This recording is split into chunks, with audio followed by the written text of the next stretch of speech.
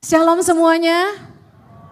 Senang sekali saya bersama dengan suami dan tim Impact Community Indonesia 60 Minutes Worship bisa ada di Kota Semarang. Terima kasih buat keluarga besar Pak Bambang untuk undangannya untuk kami. Dan saya perlu tekankan bahwa saya hadir bukan karena diundang tapi karena hubungan ya.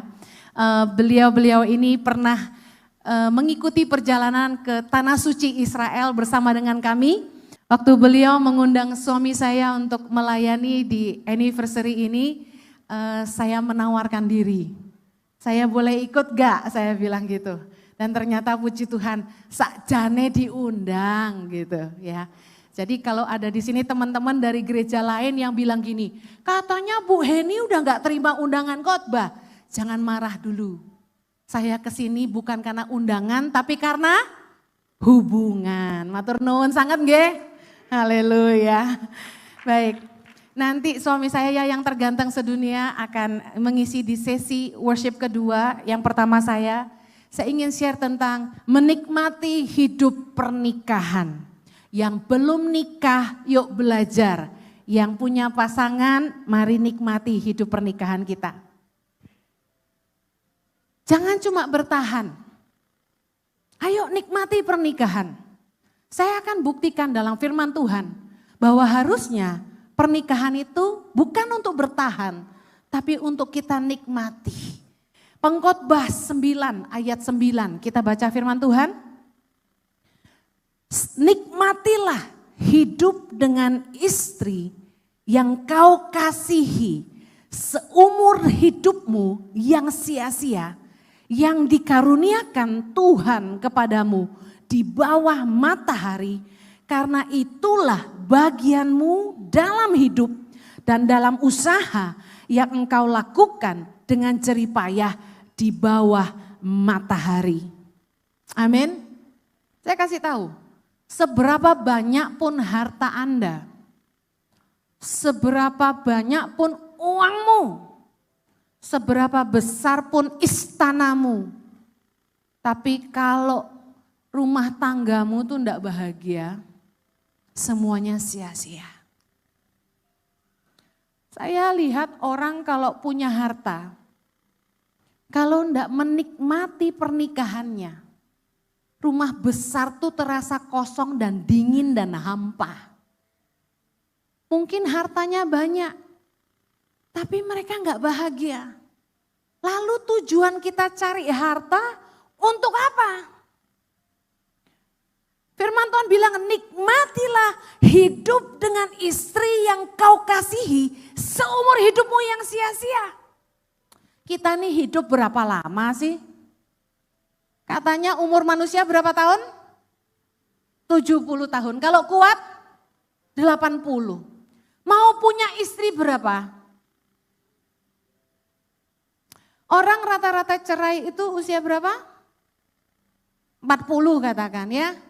Katanya 40 itu adalah puber kedua. Istri masa muda sudah mulai tua. Yang kenceng jadi keriput. Yang montok mulai kendor. Yang langsing mulai lebar. Ya kan? Yang hitam mulai ubanan. Suami saya pernah bilang gini, kamu dulu tuh kurus loh. Dulu katanya. Terus saya tanya, kenapa sekarang? Menyesal? Oh gitu. Saya bilangnya gini, kalau Anda berpikir 40 tahun Anda bercerai, Anda akan menikah dengan yang lebih muda, daun muda. Dan Anda berpikir sisa hidupmu Anda bahagia. Kejadiannya beda tuh untuk banyak orang. Mereka nikah bisa berapa kali? 2 kali, 3 kali, 4 kali. Pada akhirnya kita akan ngambil satu kesimpulan. Menikah dengan siapapun, no problem free. Menikah dengan siapapun, tidak ada jaminan, tidak ada masalah. Tuhan tuh baik, Tuhan bilang gini, Amsal 5 ayat 18, diberkatilah kiranya sendangmu, bersukacitalah dengan istri masa mudamu. Dengar baik, istri masa muda, bukan istri muda. Artinya gini, kenapa firman Tuhan itu enggak cuma di ayat ini, bilang berkali-kali, nikmati hidup dengan istri masa muda. Karena apa? Karena istri masa mudamu itu yang paling setia. Loh enggak Bu Eni, istri saya yang pertama selingkuhi saya. I'm sorry. Mungkin ini enggak bisa dipukul rata. Betul ya? Tapi kenyataan terbanyak. Istri masa muda tuh paling setia. Saya buktikan ya. Zaman Anda masih kere. Mulai semuanya dari nol. Yang ngancani siapa? Yang menemani siapa? Istri masa muda. Waktu masih culun. Saya tuh sejujurnya ada sebel dengan kodrat ini. Ya, kenapa? Perempuan itu tambah usia, tambah menurun kualitasnya katanya. Betul enggak? Terus terang aja, lah tambah keriput. Maksudnya gitu loh, bukan kualitas batiniahnya, tambah bijak iya. Tapi tambah keriput katanya, tambah melorot katanya. Tapi kenapa kalau laki-laki itu tambah tua tuh tambah gagah gitu loh. Loh benar. Loh saya buktikan ya. Tak buktikan. Bayangkan cowok SMP celana pendekan biru. Bulu kaki baru tumbuh. Ceking. Mainnya masih game. Menarik gak? Mulai SMA mesti mulai gaya. Betul tak? Anakku saiki wis ngerti pakai parfum. Mulai kelihatan sedikit gagah. Tapi bandingkan dengan bapak-bapak yang sudah usia 40. Lebih gagah mana coba? Gagah 40. Kenapa? Sudah berkepribadian. Rumah pribadi, supir pribadi, bisnis pribadi.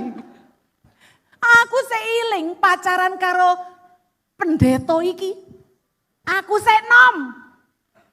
Podo-podo sek nom ya. Podo-podo culun sayang. Saya 16, bojoku 17 tahun, SMA sak kelas. Duduknya sebelahan. Masih culun. Pacaran, aku yang bayarin makan. Kenapa? Soalnya mamanya bilang gini, uang jajan mbok entek-enteki. Ya, bahasa Indonesia ya, takut ada yang gak ngerti ya. Oh ngerti semua Pak. Saya pernah diprotes Pak, Bu Eni bahasa Indonesia. Ya. Mamanya protes. Uang jajanmu kamu habisin buat traktir si Heni itu ya. Gitu. Jadi aku tersinggung. Saya itu waktu masih muda belia. Rodo on. Saiki wis pinter ya. Kalau arek perempuan, anak perempuan itu kan biasanya morotin pacar cowoknya, bener gak? Suruh bayarin beli apa gitu loh, ya kan? Shopping dibayari, makan dibayari, bener gak? Nonton dibayari, malah bisa nunduk, mau ini gitu, bisa nunjuk gitu. Kalau ini malah bayari, tak beli ke baju, tak beli ke sepatu, kenapa? Saya senang dandanin orang. Tak lihat kok gini. Ini ke gereja kok pakai sepatu basket sih? Celananya kain, baggy, zaman dulu toh. Celana kain baggy toh. Kemejanya putih, garis-garis, koyok encek-encek. Ngerti encek-encek enggak orang Semarang? Loh kok enggak gaya? Tak penasaran tak dandani. Jadi beliin celana jeans. Pakai kemeja yang keren gitu. Terus maaf ya, masih nom itu BB. Ngerti BB? Bau body. Tak beliin deodoran. Tak beliin parfum. Tak belanjain. Bukannya aku morotin. Wah. Diberkatilah dirimu sayang. Bayangin ya. Sudah aku tuh investasi waktu muda untuk dia. Terus kita nikah. Dari bawah, dari nol. Waktu mau nikah, gak punya duit. Mau pesta gak ada uang kami. Mau ngelamar saya, tagihan kartu kredit belum lunas. Saya bilang gini, lunasi dulu. Orang gelem aku nikah sama orang banyak utang. Akhirnya calon suami waktu itu kerja keras membayari hutang. Kartu kredit tutup. Akhirnya kami nikah. Sederhana. Cincin donasi. Hidup kita penuh donasi sayang. Lalu apa? Baju donasi ya. Semua serba dikasih. Kita nikah sederhana. Kita setia sama ini ya, pendeta ganteng ini. Mulai enggak punya apa-apa ya toh. Tapi coba bayangin, dia usia 40-an sekarang, rahasia buntutnya ya. Udah gagah, udah ganteng, udah keren, udah tak dandani sampai ngene. Terus seandainya nih, dia lihat aku gini, kok bojoku nih tambah lemu. Kok sudah enggak semulus dulu? Kok sudah enggak terlalu menarik gitu ya? Terus dia lihat yang jauh lebih muda. Mungkin 10 tahun di bawah saya. Saya tuh insecure kalau ada yang cantik-cantik deket-deket saya tuh. Terus suami saya mulai bisik-bisik gini. Cantik gitu. Wah sebel saya gitu ya. Nah saya mau kasih tahu. Istri yang setia itu yang nemeni Anda waktu Anda susah. Waktu Anda tuh bukan siapa-siapa. Waktu Anda tuh enggak punya apa-apa. Saya loh masih ingat dia ngajak saya pertama kali Valentinean. Makannya apa? Sate kambing di warung. Gak punya duit. Ojo sampai sekarang sudah sanggup beliin steak. Malah melihat ke kanan dan ke kiri. Kurang ajar itu namanya. Aku mencurahkan hati perempuan ya. Sudah ngelahirin anak 3. Ya jangan komplain badanku melar. Kamu juga ada andil di dalamnya. Ini saya nih bikin drama gini. Saya ini nolongin ibu-ibu loh. Ya, tolong bela aku. Gini-gini no suamimu ya. Nikmati hidup. Artinya apa? Waktu Anda sudah punya lebih. Sudah bisa nikmati hidup. Sudah bisa ke Eropa, sudah bisa beli mobil mewah, sudah punya rumah yang lebih besar. Ya jangan bawa yang muda dong masuk ke dalam. Istri masa muda nih loh yang setia. Ada amin? Jerih payahmu di bawah matahari ini sementara. Pertanyaan saya, apakah Bapak Ibu menikmati hidup pernikahan Anda? Jok bengok-bengok nang kene. Nang omah. Pernah ngomong enggak karo bojomu? I love doing life with you. Aku loh meremas tangan suamiku di pesawat bilang gini. Aku seneng jadi bojomu. I love you baby. Aku tuh seneng banget nih jadi istrimu. Aku nikmati loh kemana-mana sama kamu. Kami berdua tuh jatuh cinta terus gitu loh. Berbisik-bisik gitu loh. Seneng gitu loh. Pernah gak gitu? Enggak toh? Hah, bojone langsung gini-gini kok. Wah, bocok toh? Nikmati enggak? Tak bilangi. Kalau Anda sudah enggak nikmati pernikahan, ayo perbaiki. Gimana cara memperbaiki pernikahan? Yang pertama, berhenti saling mengkoreksi. Berhenti saling menyalahkan. Kita itu paling pintar menilai hidup orang lain. Tapi kita tidak mudah untuk rendah hati dan bilang, sorry sayang, saya salah. Saya kasih tahu, kalau Alkitab itu mengizinkan kita bercerai, saya yakin 70% orang di ruangan ini pasti cerai. Kalau boleh cerai. Tapi kan firman Tuhan bilang apa yang dipersatukan Allah tidak boleh dipisahkan oleh manusia. Saya sama suami saya ini kalau bukan kasih karunia Tuhan, sudah enggak sama-sama. Atau saya kayak ngene, angkuhnya kayak gitu. Podo-podo keras. Saya suatu hari sama suami saya tuh pernah ngalami. Kami sudah enggak ada rasa satu sama lain. Dingin. Saya enggak kangen dia. Dia pergi sebulan enggak telepon, saya enggak peduli. Enggak rindu sama sekali. Malah maaf ya, pernah satu kali dalam hidup ini ngerasa gini. Ada enggak ada kamu kayaknya sama aja. Pernah melontarkan perkataan, nyesel gua kawin sama lu. Mungkin bukan saya aja ya. Akhirnya saya diajar Tuhan. Kita tuh nggak bisa ngubah pasangan. Kesalahan kita sebenarnya gini, kita selalu cenderung nuntut pasangan berubah, nuntut pasangan ngerti, tanpa mau koreksi diri. Kalau kita mau memperbaiki pernikahan, langkah awal berhenti saling koreksi, berhenti saling menyalahkan. Introspeksi diri masing-masing. 1 Korintus 7 ayat 3 bilang gini, hendaklah suami memenuhi kewajibannya terhadap istrinya, demikian pula istri terhadap suaminya.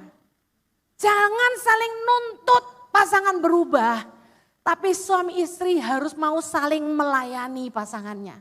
Lakukan kewajiban masing-masing. Kewajiban suami apa? Harus ngerti istrinya itu modelnya gimana. Kewajiban istri gimana? Ya harus ngerti yang suaminya mau tuh apa. Itu saling melayani. Kalau Anda punya restoran, yang namanya melayani pelanggan, kita pengen customer happy, bener nggak? Kalau kita punya usaha, kita pengen customer happy. Gimana caranya bikin customer happy? Kita mesti ngerti maunya customer apa. Kalau Anda dagang, Anda cuma mikir gini, saya sukanya bikin ini, nggak ada yang beli, nggak apa-apa. Ada yang gitu? Enggak. Yang tersulit menemukan demand, permintaan, keinginan, pelanggan itu apa? Saya dulu punya kafe. Customer saya itu rata-rata paling happy sama saya tuh kenapa? Pertama saya hafal namanya, kedua saya ngerti maunya apa. Dalam pernikahan, kita enggak bisa nuntut pasangan ngerti kita. Kalau kita melakukan kewajiban, kita yang melakukan bagian kita untuk nyenangkan pasangan kita. Harus ngerti kerinduan pasangan kita apa. Pernah enggak nanya sama pasanganmu, kamu bahagia enggak toh jadi istriku? Kamu bahagia enggak toh jadi suamiku? Bayangke ya, pernikahan itu seumur hidup. Kalau enggak happy, setengah mati. Jangan nuntut terus, kamu tuh cuek. Kamu tuh enggak punya waktu buat aku. Kamu kerja terus, pelayanan terus. Kamu enggak ngurus anak, marah-marah istri. Gantian suami, kamu istri banyak nuntut. Perempuan kurang ajar. Kita saling marah, saling nuntut. Padahal intinya selesai di sini. Coba kita berhenti saling menyalahkan dan mulai tanya, kamu bahagia enggak di sampingku? Aku mesti bikin apa untuk kamu senang? Kamu mau apa? Berani enggak nanya gitu? Karena seringkali kita jalanin pernikahan ini, kita tuh take it for granted. Artinya gini, perempuan itu sudah Anda ambil jadi istrimu. Dia enggak bisa kemana-mana, dia sudah kasihkan hidupnya.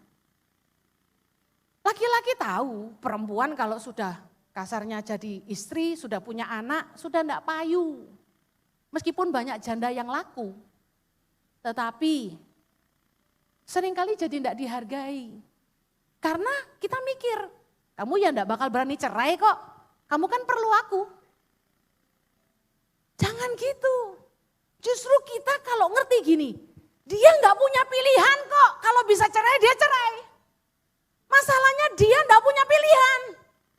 Kita harus setia sampai mati. Kalau kita enggak peduli, dia setengah mati. Saya ini pernah take Jojo for granted. Saya aja lah. Saya pikir gini, dia kan hamba Tuhan. Mana berani cerain saya. Rusak namanya. Hancur pelayanannya. Berani dia kawin lagi? Coba aja. Gitu kan. Jadi tak tantang terus be aku. Terus Tuhan ngasih hikmat. Waktu dia tidur, Tuhan ngomong gini, lihat suamimu, ini teman seperjuanganmu seumur hidup. Saya dibukakan sama Tuhan, kalau bisa cerain kamu, Jojo tuh udah cerain kamu. Masalahnya karena dia takut sama Tuhan, dan demi mempertahankan nama Tuhan, dia enggak cerain kamu. Jangan malah aji mumpung. Harusnya belajar ngerti, suamiku nih bahagia enggak sih sama aku? Apa yang aku harus lakukan supaya Jojo bahagia? Tak bilangi apa yang saya lakukan. Saya belajar dandan. Karena suami saya kan malu kalau istrinya kemproh. Dia itu bukan physical minded. Saya nggak suka cowok tuh yang physical minded. Liatin cewek jarinya buntet, betisnya panjang gitu-gitu. Suami saya nggak gitu. Tapi saya tahu dia senang saya rapi. Dia cuma pesan rambutnya nggak boleh berantakan. Nah kebetulan saya lahir dengan rambut yang nggak mau rapi gitu loh. Makanya tak keriting terus. Tapi supaya Jojo senang, saya mulai berusaha ngerti Jojo maunya apa sih gitu. Oh saya nemeni dia ke Tanah Suci, ke Israel. Jojo senang saya nemeni. Saya sengsara ngurus tamu tiap bulan gitu. Tapi Jojo bahagia karena ada istrinya yang beresin baju kotornya. Kita harus berusaha ngerti pasangan. Waktu saya mulai ngambil inisiatif, jadi istri jangan terlalu cerewet, diem. Ketika dia marah, biasanya saya jawab. Sekali itu saya ngerem, diem, tahan. Pengen tak jawab, tapi dalam hati gini, kamu jawab ribut, diem. Lama-lama berubah sendiri. Dulunya nggak perhatian. Sekarang so sweet bos. So sweet suamiku ini. Aku Rabu lalu kepleset jadi kakinya rodok kesleo. Ini wis sembuh tapi rodok sakit dikit. Suamiku ini megangi tangan. Bawain tas. Kamu mau apa sayang? Kamu mau apa sayang? Diambilin. Sudah kamu diranjang aja. Sini tak tempelin koyo. Wah luar biasa. Bayangin kalau Anda tidak mau ngerti pasanganmu, bagaimana pernikahan itu mau dinikmati. Yang kedua, kalau kita mau menikmati pernikahan kita, dengar baik, cara memperbaikinya. Saling mendoakan dan harus jadi teladan. Jangan nuntut pasanganmu untuk jadi teladan, dirimu yang jadi teladan. Istri yang kurang sempurna itu harus didoakan, bukan ditinggalkan. Saya kasih ayatnya, Kejadian 25 ayat 21. Berdoalah Ishak kepada Tuhan untuk istrinya, sebab istrinya itu mandul. Tuhan mengabulkan doanya, sehingga Ribka istrinya itu mengandung. Kebanyakan laki-laki ketika tahu istrinya tidak bisa punya anak, apa yang dilakukan? Menyesal. Mulai cari cara lain. Ada mertua-mertua yang ikut campur mulai bilang gini, kamu kawin lagi aja, istrimu mandul. Saya kasih tahu, Ishak berdoa untuk Ribka karena dia mandul. Kalau istrimu tidak sempurna, didoakan, jangan ditinggalkan. Suami saya percaya doain saya. Kalau enggak karena doa Jojo, saya enggak ada di sini hari ini. Istri-istri, kalau suamimu sifatnya tidak berubah, Anda bergumul berapa tahun tidak berubah, ternyata firman Tuhan kasih jawaban. 1 Petrus 3 ayat 1, hai istri-istri, tunduklah kepada suamimu, supaya jika ada di antara mereka yang tidak taat kepada firman, mereka juga tanpa perkataan dimenangkan oleh kelakuan istrinya. Jadi yang menangkan suami kita itu, tentu yang pertama kuasa Tuhan lewat doa, katakan amin. Yang kedua kelakuan kita, bukan perkataan kita. Perempuan cerewet gak akan menangin suaminya. Ketika kita mulai diam dan kita mulai tunduk, ternyata suami kita itu malah merunduk. Saya begitu ngalah, saya lihat Jojo juga mengalah. Kami mengalami pemulihan dalam rumah tangga kami luar biasa. Saya mau ingatkan, pelayanan kita yang pertama itu bukan jiwa-jiwa, tapi pasangan kita. Karena yang pertama Tuhan berikan dalam hidup kita adalah keluarga. Layani pasanganmu, maaf ya ibu-ibu ya. Saya tahu Anda cinta Tuhan, Anda mungkin suka pelayanan. Tapi jangan ndak ngurus keluarga, jangan ndak ngurus bojo. Jangan alasan ada acara doa di gereja. Jangan alasan ada latihan di gereja. Jangan alasan ada arisan di gereja. Masak dulu buat suamimu, urus dulu suamimu. Saya selalu kalau ngatur meeting, tidak pernah di jam makan siang. Tidak pernah di jam makan pagi. Saya selalu bilang gini, setelah saya makan sama anak-anak saya dan suami saya, baru saya meeting. Biasanya di atas jam 1. Kenapa? Bagi saya prioritas utama saya itu keluarga saya. Kalau suami saya butuh saya cancel semua pelayanan saya. Suami nomor 1 dulu, bukan anak-anak. Karena apa? Kalau anak-anak kita satu hari besar, kita tinggal berdua loh. Anak-anak mau peduli kita? Pasangan kita yang akan ngurus kita sampai mati. Amen. Pak Bambang sepi toh di rumah sekarang berdua. Coba kalau musuhan, enak enggak? Puji Tuhan, Tuhan pulihkan. Amin. Yang terakhir, kalau Tuhan mau pulihkan pernikahan kita supaya kita nikmati. Kita harus belajar saling menghargai dan berfungsi.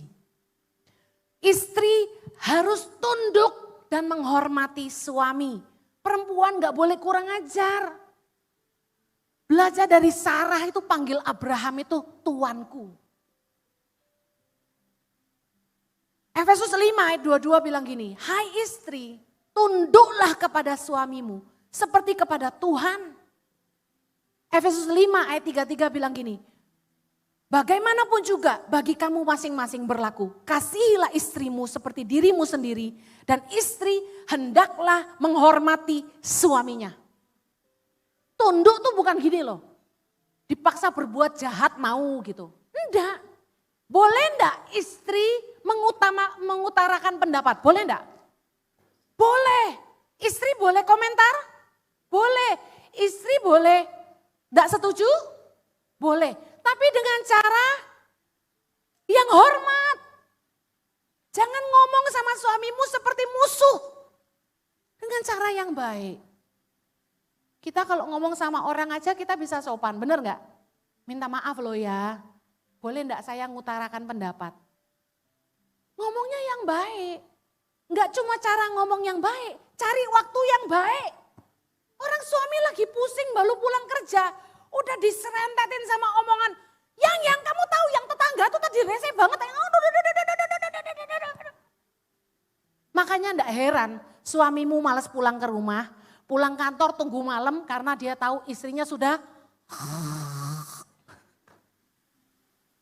Saya itu sering nunggu suami saya pulang. Dan tiap kali dia pulang, saya seneng. Dia sampai pintu tuh gini, halo.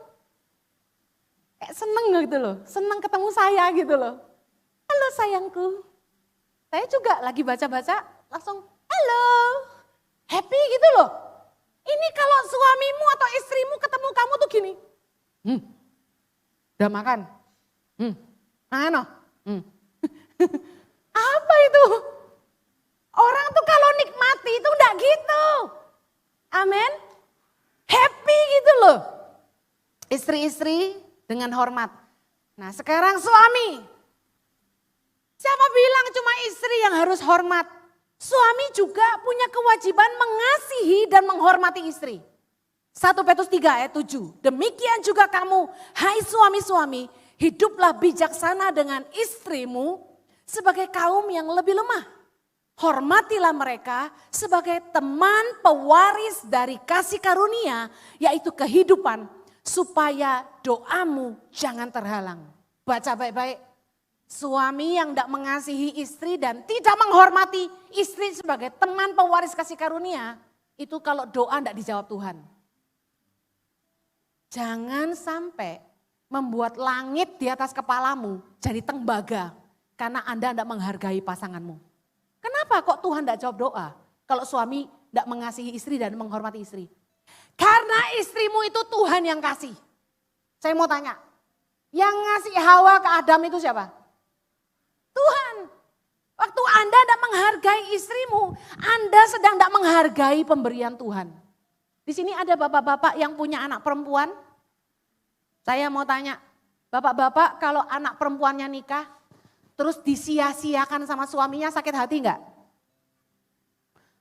Saya tuh mau kasih tahu sama istri-istri, kalau suamimu tuh enggak baik, enggak usah disumpahin, enggak usah. Soalnya apa? Begitu suamimu bertobat, sumpahnya masih jalan, lah kamu susah dewe. Jangan disumpahin, didoain. Amen. Karena apa gini, ketika doa suami terhalang, siapa yang sedang turun tangan sebenarnya? Pembela istri itu Tuhan, keren gak? Kalau istri itu enggak disayang suami, udah tenang. Pilihan suamimu tuh dua. Pertama, dia berubah dan mengasihi kamu, lemah lembut sama kamu. Atau yang kedua, dia dipanggil Tuhan, selesai. Iya, kalau Tuhan udah turun tangan jangan main-main. Yang ngeselin gini, Tuhan jangan diproses suamiku sakit ya baru pulang. Yang enak sana yang ngurus ini. Benar enggak? Suami, ingat Kolose 3 ayat 19. Hai suami-suami, kasihilah istrimu dan janganlah berlaku kasar terhadap dia. Istri itu untuk dicintai bukan untuk dipukuli. Ingat lo ya, urusanmu karo sapa? Gusti. Macem-macem kamu, kukulen, liaten. Kamu bukan cuma kukulen, kamu kudisen, dan sebagainya. Ojo lo ya. Suami harus berfungsi, saya akhiri. Saya percaya ketika rumah tangga itu bermasalah, kuncinya ada di kepalanya. Suami adalah kepala yang menyelamatkan keluarga. Efesus 5 ayat 23. Karena suami adalah kepala istri, sama seperti Kristus adalah kepala jemaat, dialah yang menyelamatkan tubuh. Siapa yang menyelamatkan tubuh? Kepala. Kalau rumah tangga itu bermasalah, yang perlu dijamah itu kepala. Kunci pemulihan rumah tangga dimulai dari suami. Kenapa? Karena suami itu bukan cuma sumber penyedia bagi keluarga. Tapi suami itu adalah head, yang artinya pemimpin dalam keluarga. Apa fungsi pemimpin dalam keluarga? Menentukan arah, visi buat keluarganya, membimbing istri dan anak-anaknya. Kalau Anda seorang pemimpin, tugasmu apa? Mengarahkan, memberi visi, membimbing, memimpin orang-orang di belakangmu, betul? Nah, kepala keluarga yang tidak berfungsi adalah gini, pasif. Kalau ditanya sama istri, sayang, ini anakmu mau kuliah, gimana? Terserah kamu. Sayang, rumah ini bocor, gimana? Terserah kamu. Suami yang tidak mimpin keluarganya, tidak mimpin anak-anaknya, suami yang pasif, menyerahkan keputusan sama istri, tidak heran istrinya jadi dominan. Karena teori ini berlaku, ketika laki-laki tidak berfungsi, wanita akan bangkit. Karena harus ada yang menyelamatkan keluarga. Lalu Anda kecewa, kok istri dominan? Pertanyaannya cuma satu, laki-laki jadi laki-laki enggak? Kalau laki-laki berfungsi, istri enggak perlu bangkit. Saya bersyukur saya kuat dan dominan, punya suami yang super dominan. Oh beneran, Dulu saya kesel, atos banget wong iki. Tapi saya bersyukur kalau dia lembek, ilfil saya. Suami tidak boleh pasif dan tidak boleh menyerahkan keputusan sama istri. Harus terlibat urusan anak. Amin. Sekarang gantian yang terakhir. Istri-istri, tahukah Anda bahwa Anda adalah mahkota suami? Mahkota itu di mana? Amsal 12 ayat 4. Istri yang cakap adalah mahkota suaminya. Tetapi yang membuat malu adalah seperti penyakit yang membusukkan tulang suaminya. Jadilah istri yang cakap, jangan istri yang bikin malu. Tahu istri yang cakap? Baca Amsal 31, saya enggak punya waktu. Jangan cuma ngentek-ngentek duit. Jangan ngabis-ngabisin uang aja. Jangan keluyuran aja.